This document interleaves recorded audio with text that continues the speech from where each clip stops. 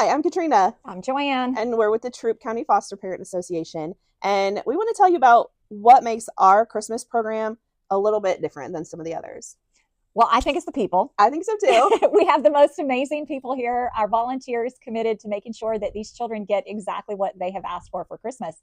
I mean, my children do, Mine do too. right? Every year they tell me what they want, and more often than not, that's what shows up under the Christmas tree. I think so too.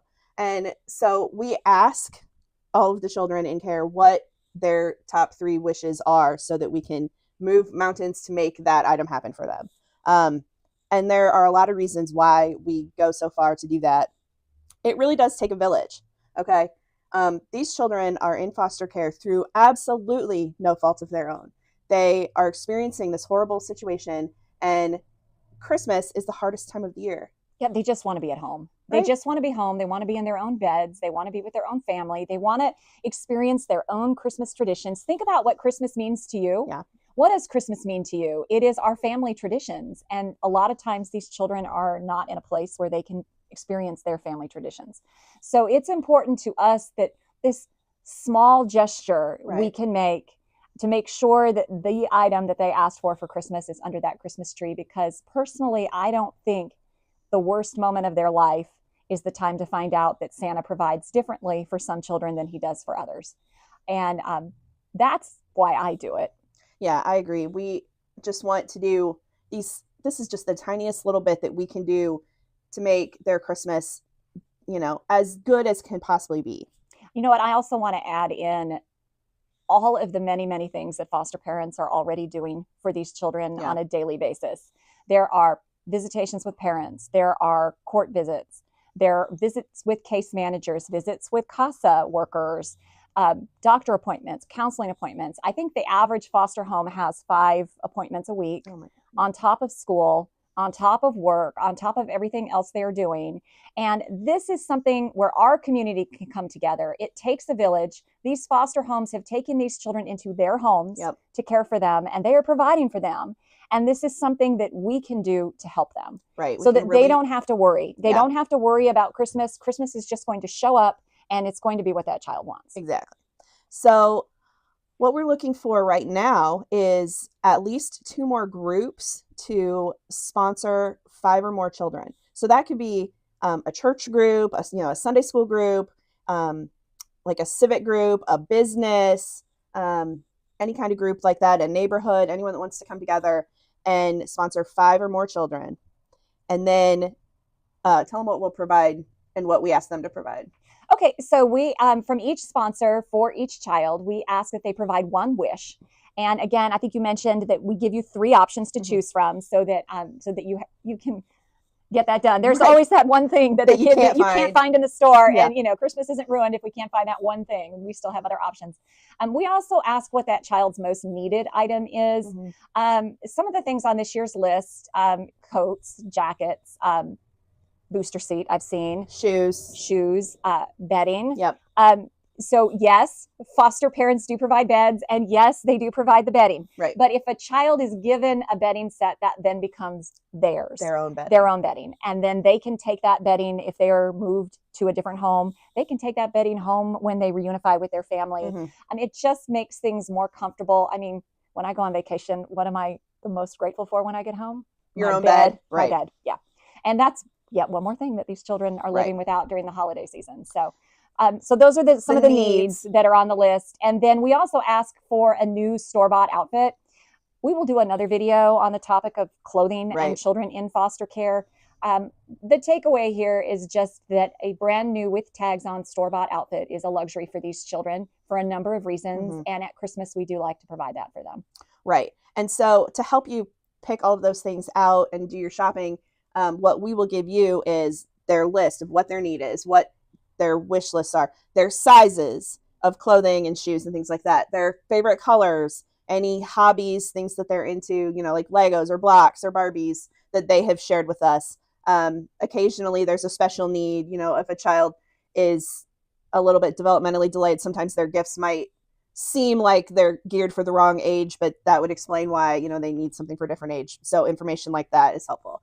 So we'll provide that to make your shopping go a little more smoothly.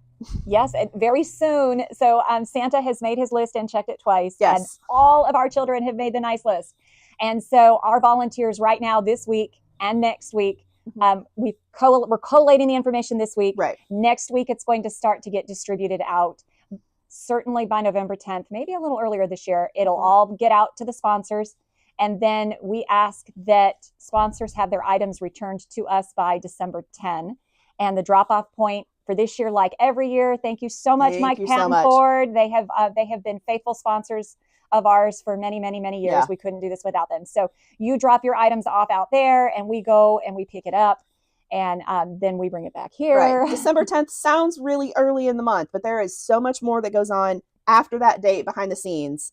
So much that we have to do. We go through, we check everything, make sure sizes are right, make sure we didn't miss a size on the list and tell you something wrong, or make sure that it wasn't, a size 6 child versus a size 6 junior or adult, things like that we might have missed. And then we package everything and then sort it by how it's being distributed, which could be different for different children. Yeah. So I don't think we've told them who we provide for yet. No, I don't think so. Okay. So our program provides for all foster children in state custody from Troup County. So those are our kids. They're our kids. Troup County kids. Our community. And unfortunately, we have a critical shortage of foster homes. So the majority of our children are placed in foster homes outside of Troup County. And we still provide for those children because they are our children, but it just means it takes us a lot longer to get to all of the various locations. Some are in North Georgia, some are in South Georgia. And yeah, it is quite a production. With the assistance of DFACS, we could not do this without them. I want to take just a quick moment to say thank you to them. They work tirelessly for such a small paycheck. And then on top of that, they work so hard at Christmas to help us get these deliveries out there. And we want to have our end of it ready so that when they do their visits, they can deliver so that they can also enjoy their holiday. Right. So they're not having to make 2 trips, right? They can get it done in their 1 trip that they need to make. Yeah. So then we also provide for some other children that are currently in Troup County. Correct. Some of our Troup County homes have children from other counties placed in them. That's a video for another day. But yeah, so we provide for those children as well, because it does take a village, and we want to support our local foster homes who are doing this good work. Yeah. Right. We want to make their journey a little bit easier with the foster care.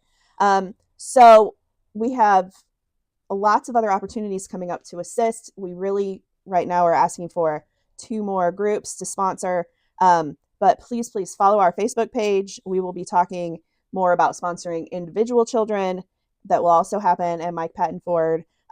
We have a group called Santa's Helpers that run and get last minute things, because as much as it breaks our heart to share, there are children coming into care on Christmas Eve, and we still want to make Christmas happen for them. And it is obviously too late to share with sponsors. So those are last minute angels that are running out and shopping and helping. So there's opportunities like that. We have an Amazon wish list.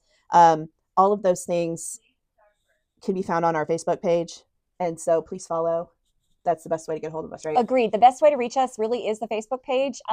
Send a message, because multiple people monitor that account versus sending an email or a text to somebody. That's one individual. Right. You can hit 4 or 5 of us collectively with one message to the Facebook.